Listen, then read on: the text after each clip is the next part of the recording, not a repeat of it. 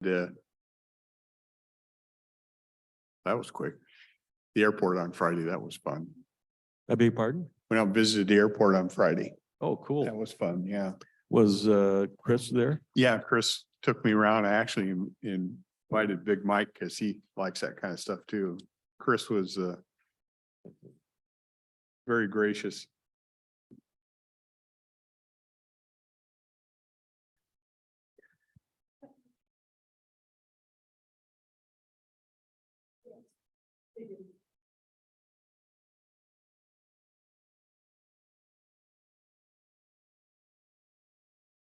Thank you.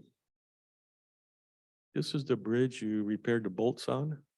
No, it's a different bridge. Oh, Is this the one that crosses over right before that new space age? Yeah, right there. so we have before us the 11 o'clock meeting.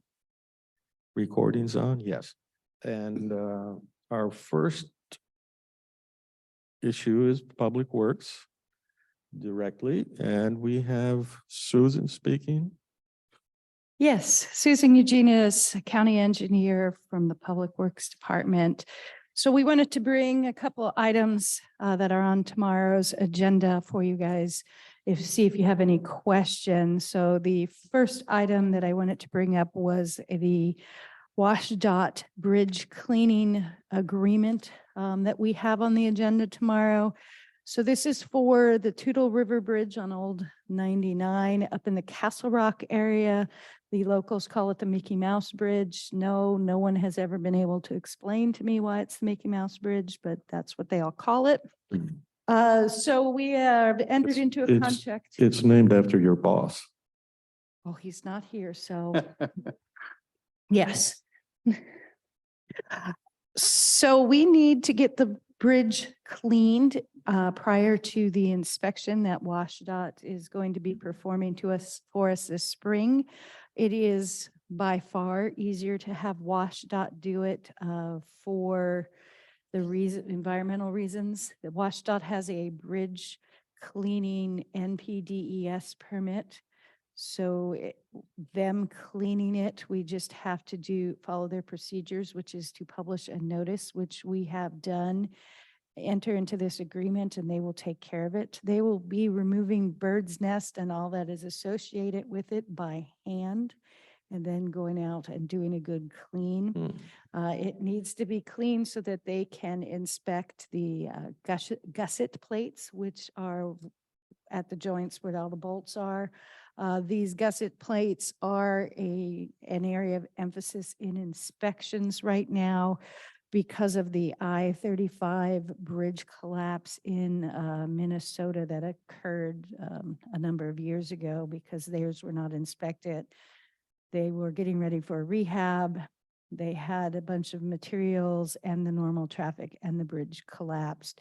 There were, I can't remember how many fatalities, but there was a busload with 52 people, and they had to pull bodies from the river. So this is an emphasis area. So we needed to get it cleaned in order for WSDOT to do the fracture critical inspection that's coming up this year. So when they clean it, does that imply having to repaint it?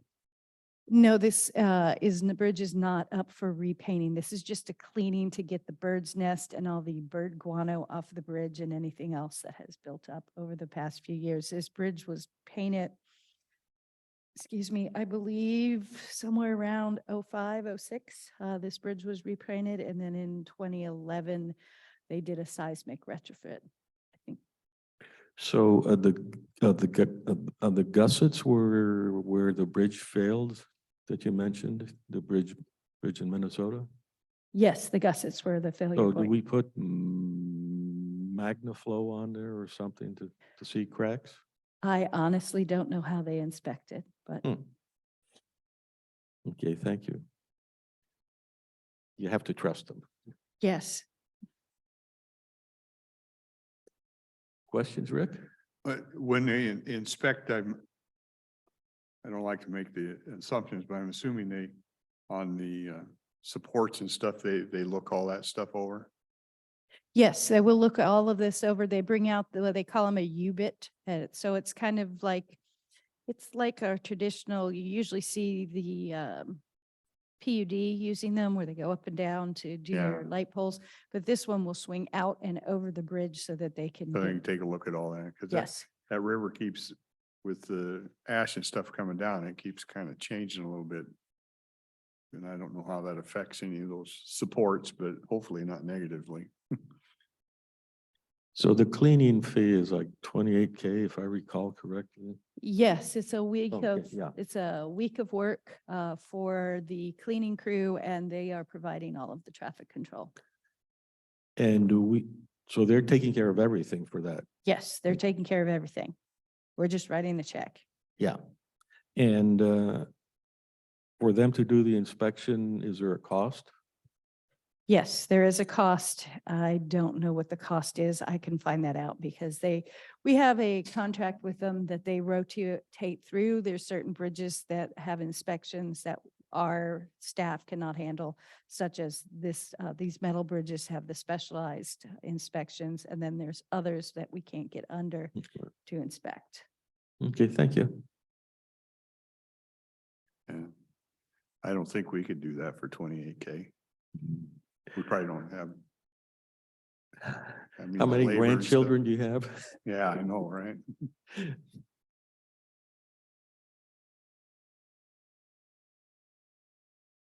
Anything else on that item? No. Okay, we put on the Title VI as our next item in case you guys had any questions about that prior to tomorrow. I would think if we did, you'd shoot us. I'm not armed. Doug agreed to help me work with my issue, so I'm fine with this. Okay, sounds good. So next we have our surplus list, which Sean will be up to discuss with you guys.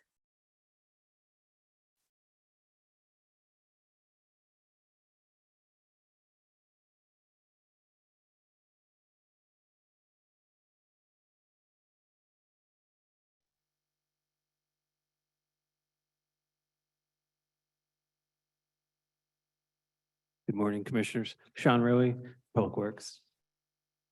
Tomorrow, we have a public hearing on surplus property. We have 3 items coming up and just wanted to run through those with you to see if we have any additional questions we need to get information for.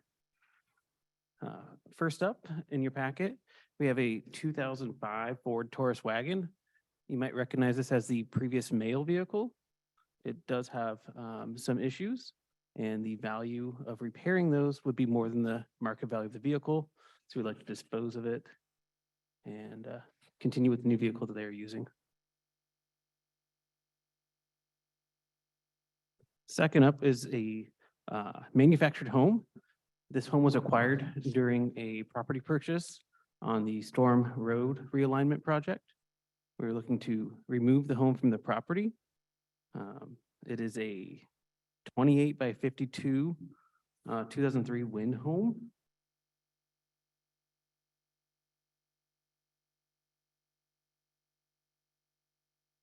At the moment, it's empty, It is unoccupied. or I should rephrase that. At the moment, it's supposed to be empty? Correct. What do we do with it? Well, this one will be auctioned off to the highest bidder, and then it'll be moved off the property. So hopefully it'll be replanted in a new property in the county and be taxable again. The No one- location, Yeah, I'm sorry. go ahead. I'm sorry, Aaron. the location? I don't know the exact address on that. No, no, exact address. This isn't the one where the Storm Road washed out? Correct, yeah, the Storm Road realignment project. Okay, and we already cleaned the outbuilding out, We did. flattened it. I believe it was removed from the property entirely, yes. Okay, thank you. And this is, is it really not a suggestion? I'm just kind of asking here, do we ever, when I see stuff like this and I'm always going, geez, can Habitat or can somebody use that can help a new family or something get into something? I don't even know if that's available, but So we do have options around the surplusing of these properties to nonprofits and other governmental agencies. And we can always explore those paths if you'd like to in the future. Yeah, I just, personally, I would like it just to try and give young families a chance at getting started and doing things. I'm not sure what the other commissioners think, but that has some interest to me. Yeah, the question I would ask based on that is, tell me your course of action absent anything we say at the moment for disposal of that house. So we still need to determine the type of disposal action we want to do on this. If it'd be a sealed bid, if it'd be through a realtor or a third-party auction site possibly. And then at that point, we'd schedule the removal process, which is more than likely to be more expensive than the actual home itself, to split the home in half and then move the two pieces off the Move it, property. Yeah. The moving's probably the big expense, right? I'm sorry? The moving's probably the big expense. Yeah, that's a two-piece home? Yes, so Savannah meant Public Works. I just wanted to explain the surplus process. So the only way that we can surplus items is to go through the public hearing process, which is what we're doing for tomorrow's rescheduling, or it is tomorrow. It is tomorrow. And that is just to get it off of our books, so to speak. So as Sean explained earlier, after that, after the items are surplus by the board, then we can explore other options as to, Okay. is it an auction or are there other options out there for the properties? Storm Road, I believe, was acquired by road funds. That could change change our options up a little bit. But that's essentially what we will be doing tomorrow, is just surplusing them, and then we can kind of go from there. Okay, perfect, thanks. So let's say you found a buyer and they pay you $1. That goes to the road fund again? That's correct. Okay, and yeah, it's an interesting thing. Would you keep a surprise before you make a commitment on that? So that maybe we can tweak it? 100%. Okay. Thank you. And then the final item on the list is a parcel that we acquired back in 1966 that we have held, and we currently have no use for it. And we'd like to dispose of it and get it back on the tax roll. What's the size? What's the size? I believe it's 13 acres. I'll double check on that. 13 acres.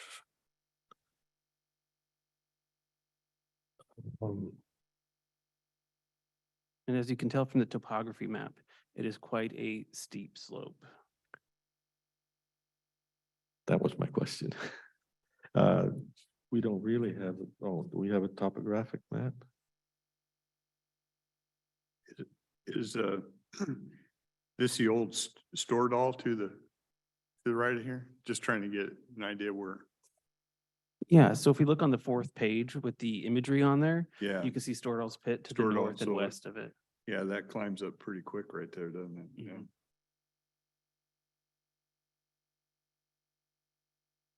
And it's been on our books for a long time. Almost 60 years, yes, sir. So what's the reason for it popping up now? You're just doing some house cleaning? Yes, 100%. We were reviewing properties that don't have a value to the road fund anymore and trying to get them back on the tax rolls.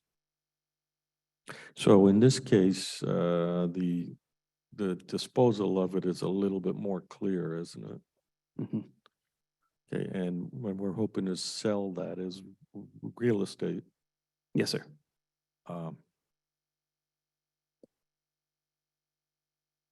Okay. Do we have any other acreage like that around? We do have various properties around the county. In reviewing them, When you say we're not talking about tax properties. We're talking about property, public works. Okay, in this sense, I'm specifically talking about road fund properties. I beg your pardon? specifically road fund properties. Properties that were purchased by the road fund. Oh, road fund properties, thank you. All right. So we do have other various size properties around the county. Some of them are still a benefit to us, and others that we have reviewed are still in either a review process to make sure we can sell them, and others that we have found that they were surplused already and are available to be sold at market. Do you know if we have a 5 to 10 acre property that's somewhat flat?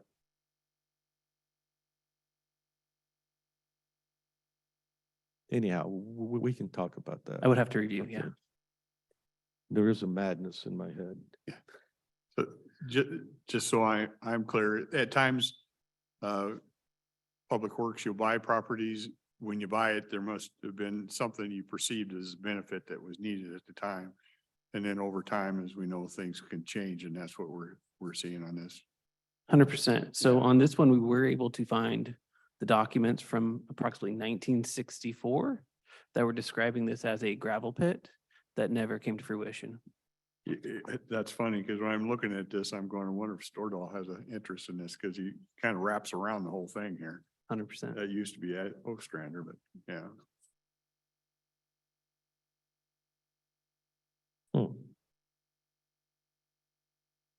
Yes, but We just heard the other day that we don't make sand in this county, and that's why some of the costs are so high, because it has to be shipped in from. Oh, Orange yeah. County. but we also have, I think, some of the dredge spoils, I think, would function for sand, but I'm not sure. Yeah,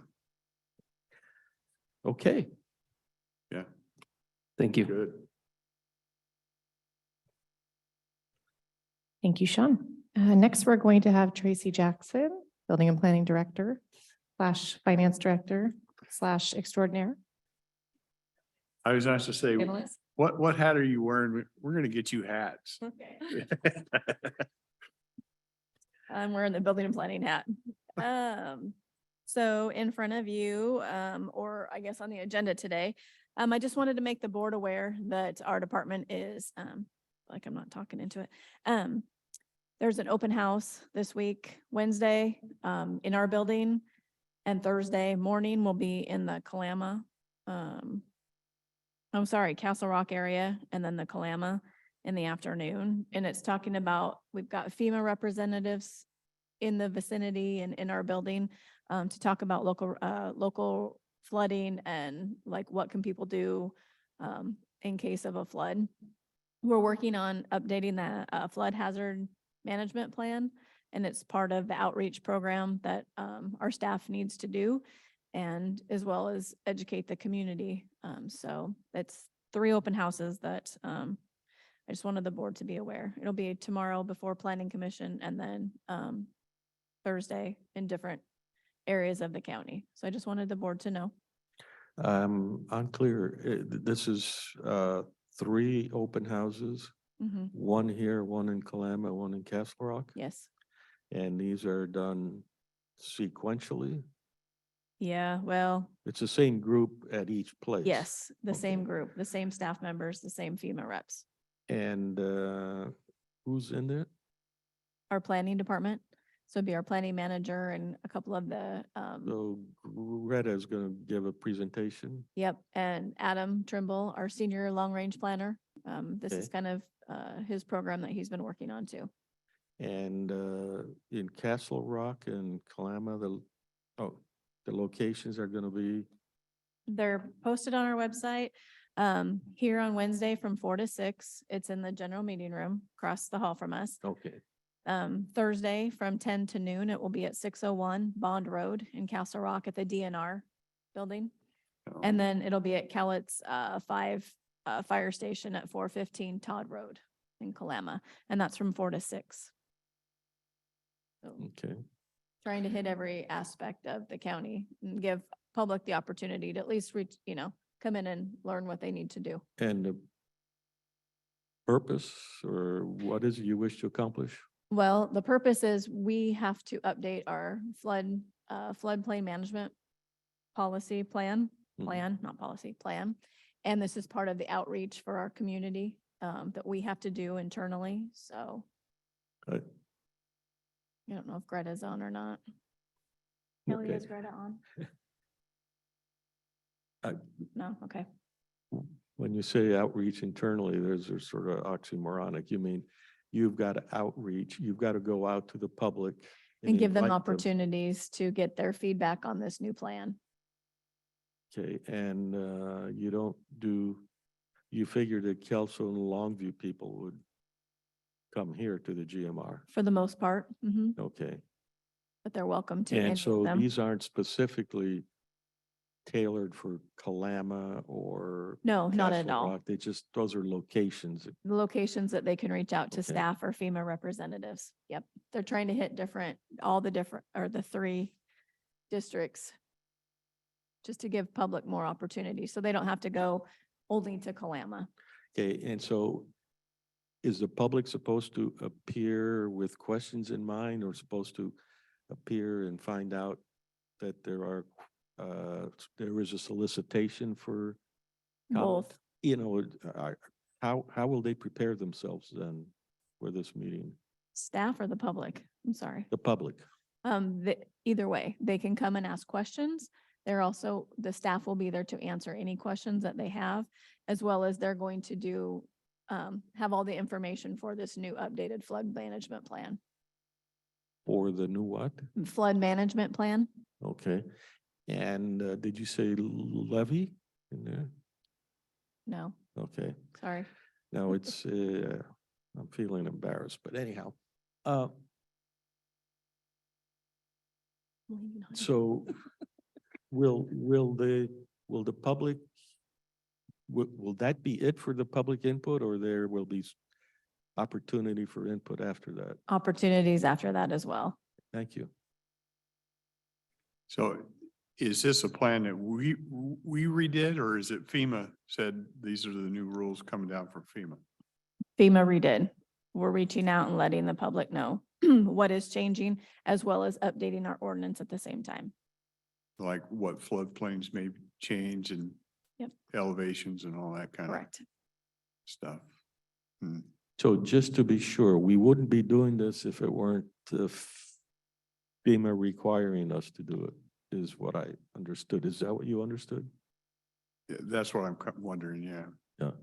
We would be doing it down the road, but we were granted money to get this outreach going and start this Yeah. process. So we're working on the The Department plan. of Ecology, I remember. Yep. Yep. My favorite institution.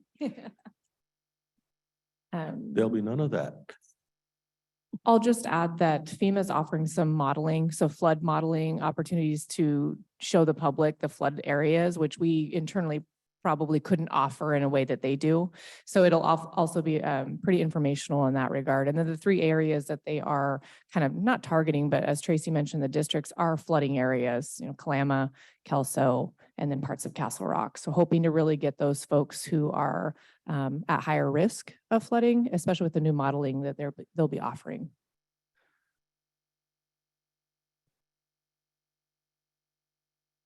The commissioner and I don't get too many opportunities to be able to speak because of obvious rules, Yeah. but I always find this curious because I am certain that when something catastrophic occurs, a lot of these so I have a house in the floodplain.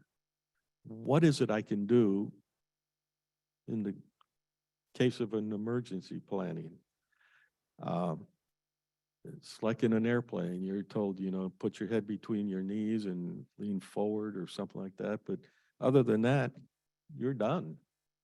You either will survive or not survive. So Yeah. These things rarely, in my experience, ever come out to the benefit of the people. And floodplains can change over time because developments go in and stuff. And I use the example, and it goes back years when I lived up in Lewis County where the Walmart is. That whole area is where the water used to go. And then, of course, you wanted the super center in, so you fill that in, and now the water goes to people that were never in a flood area before, but now they are. No, they were in the floodplain, but it was unlikely that they would, I mean, they were still low. It, the the point is, it impacts people that weren't ever impacted Right, before. So I always, I went out, and I'm not dissing on Tappanee, I'm just telling you a story. I went out when they did their thing because I know that area of Castle Rock, and so I want to know, how do you determine where the water's gonna go? Because just because you build it doesn't mean the water doesn't come anymore. It's gonna go somewhere, and I was just more curious, how far down the river, or how far in these places do you have to account for when you do these things? You're thinking of the Tappanee Yeah. thing? Yeah, Yeah, I think that's a big issue. yeah. But And- these plans don't do anything about No, that. I get that. And the other issue we have in our county is we still have all kinds of silt coming down. And we keep filling the basin of the river, and it's been, people that were not in floodplains anymore are gonna be, because the river doesn't have the depth it used to have. But anyway, that's transgression. It's good they're coming out. I didn't even know, when we were in mortgage, you just had insurance agent that said, yeah, you're in floodplain and you pay a premium. That was it. It wasn't anything beyond that. Yeah. Do you recall whether a floodplain is defined as a 10-year flood, 100-year flood?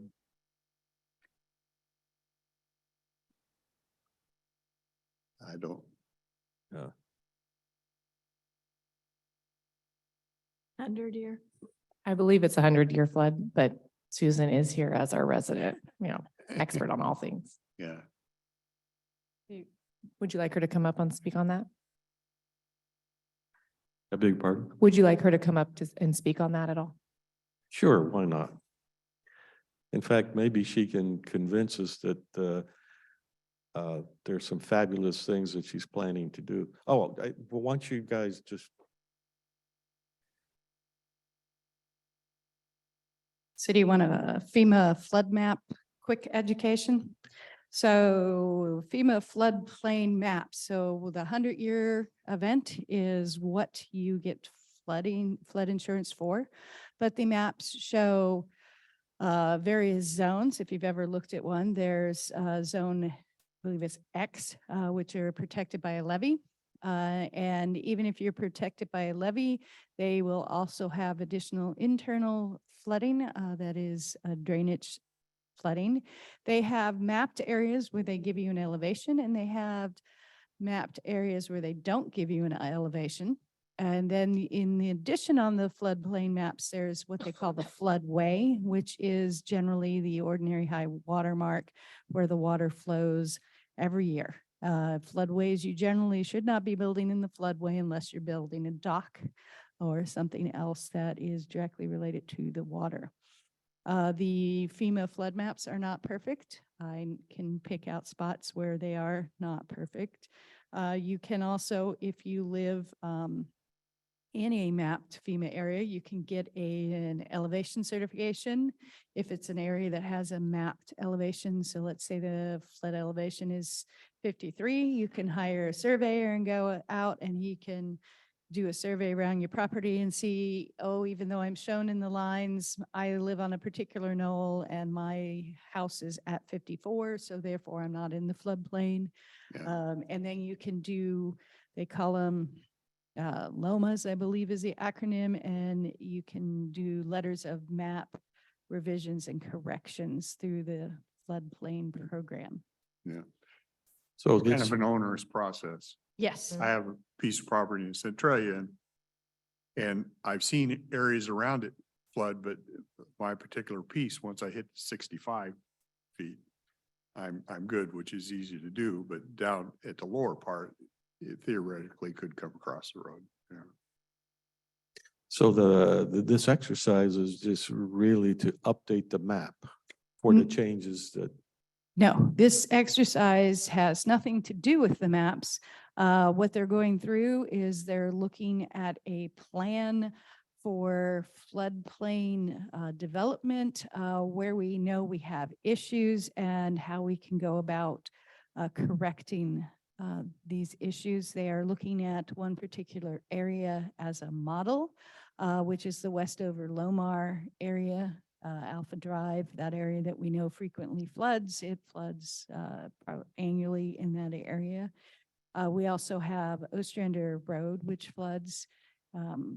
And that's why we have the bypass agreement with Weyerhaeuser, that we can open up that road as long as we grade it out when we're done. And then we have some other roads that are in there. Part of the purpose of this project is to include projects so that it helps your, increases your chances of getting projects from FEMA. So for example, Public Works this summer applied for what they're calling them BRIC grants, which is Building Resilience, Infrastructure, and Communities. And these come out every year unless there's big disasters, and then they come out more frequently.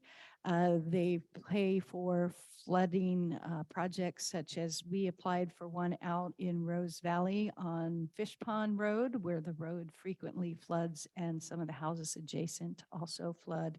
And it would have paid for replacing the existing culverts and probably raising the road out in that area.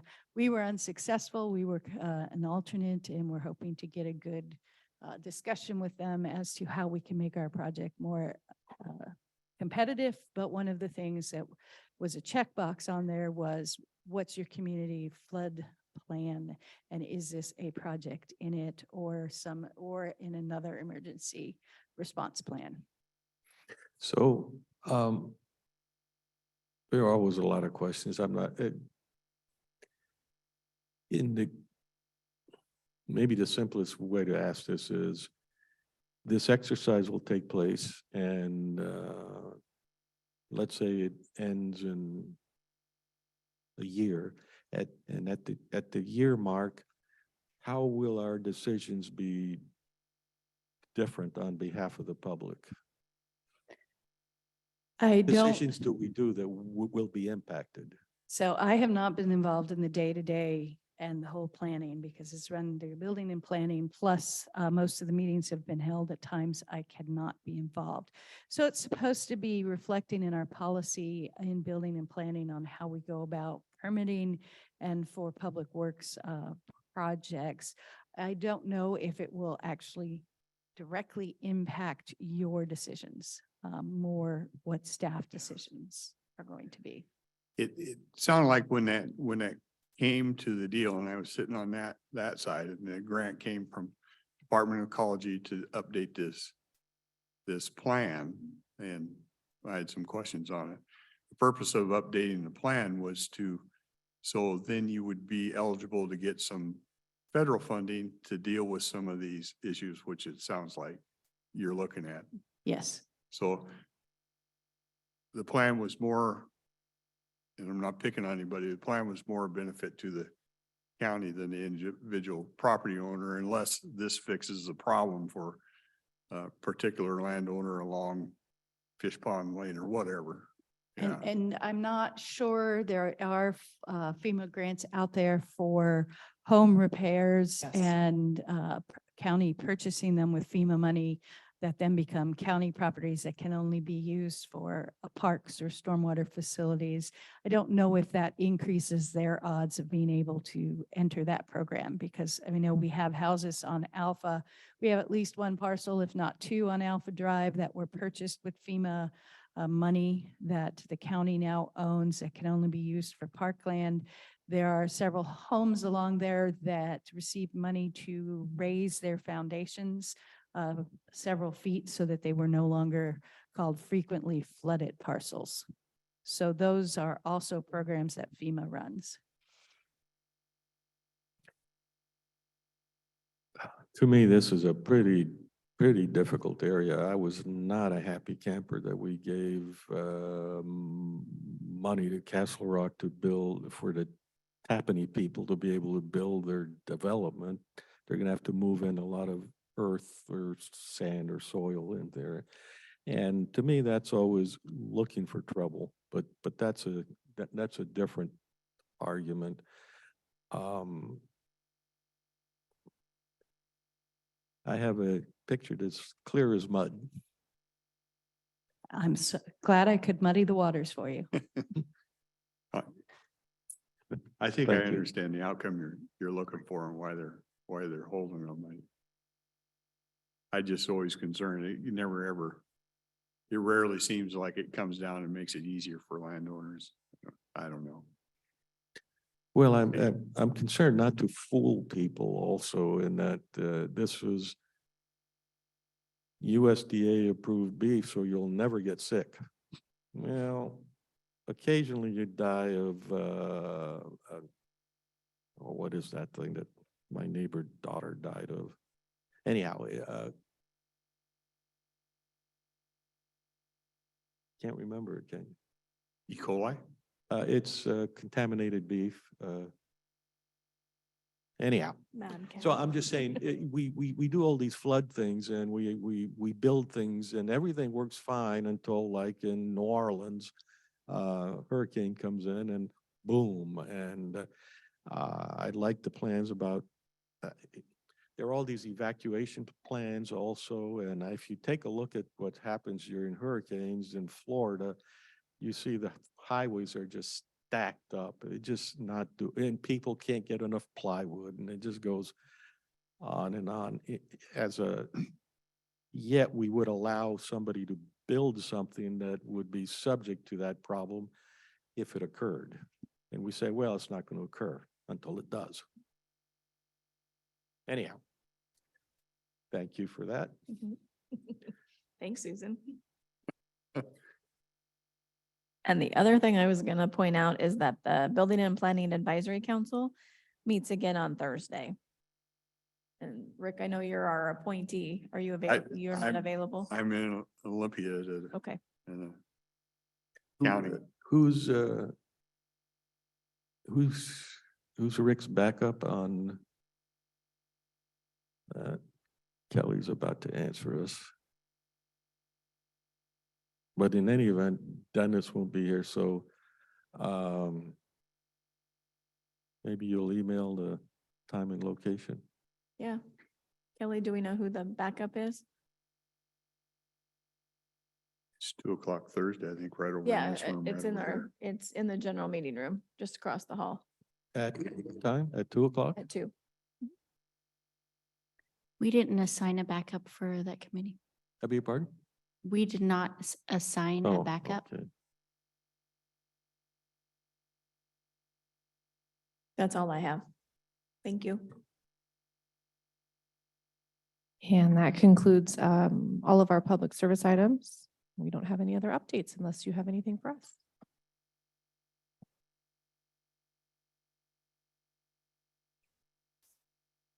there. I don't. Miscellaneous, I don't see any public commenting I might have one more thing. or any hands up, I should say. Okay, Savannah. had I one. do have a clarification item, and I apologize. Earlier, we came to the board to request summer help. We did not give a quantity to be approved. So we're looking to hire 15 positions, which is the same we looked for last year. So we're not changing that amount, but I just want to make sure that you were both aware of that. And hopefully that can still be approved with that amount. okay, thank you. Thank you. Barring any other comments, in 1 minute, we'll close it.